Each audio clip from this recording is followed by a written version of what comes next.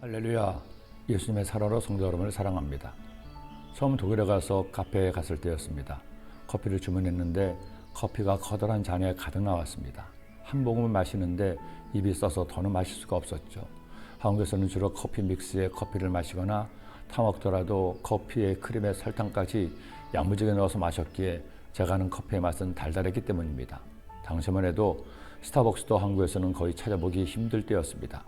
도대체 이런 쓴 커피를 왜 마시는지, 양은 왜 그렇게 많은지 적응이 안 됐죠.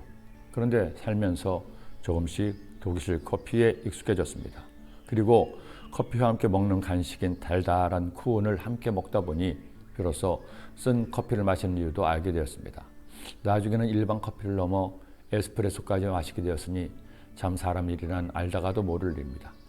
그렇게 독일에서 쓴 원두커피에 익숙해져서 한국에 오니 한국은 그때서야 커피 믹스와 인스턴트 커피 시대를 지나 원두커피 시대가 도래하고 있었습니다.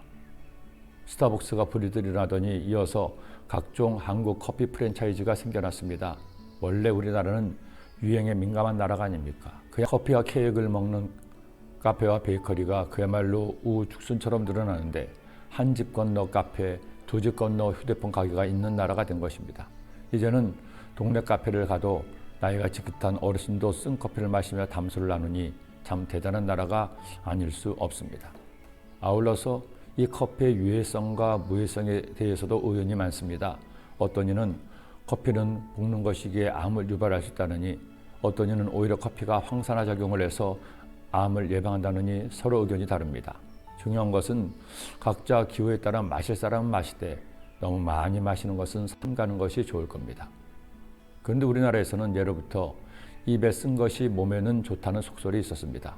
실제로 입에 달고 마시는 것이 당도가 높아 몸에 안 좋은 경우가 많기도 하죠. 그런데 여기 커피보다도 보약보다도 쓴 것이 있습니다. 바로 책망의 말입니다. 훈계의 말이죠. 사람은 누구나 다른 사람에게 인정을 받고 싶어 합니다. 못한다는 말보다는 잘한다는 말을 듣고 싶어 하죠. 못났다는 말보다는 예쁘다는 말도 더 듣고 싶어요.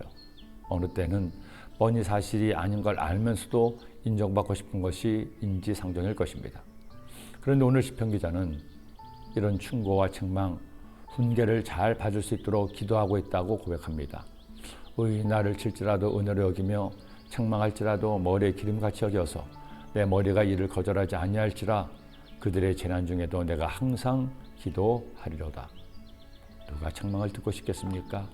누가 훈계를 받고 싶을까요? 그런데 사실은 칭찬과 격려뿐 아니라 책망과 훈계도 우리의 삶에 필요합니다.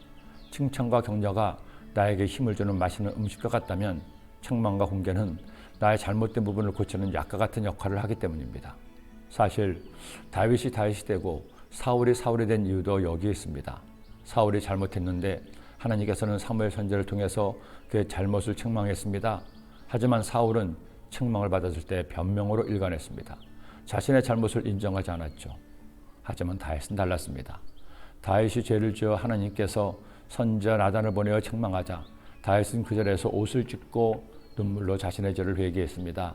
오늘 말씀처럼 나단의 책망을 머리에 기름같이 여겨 달게 받아 회개했기 때문입니다.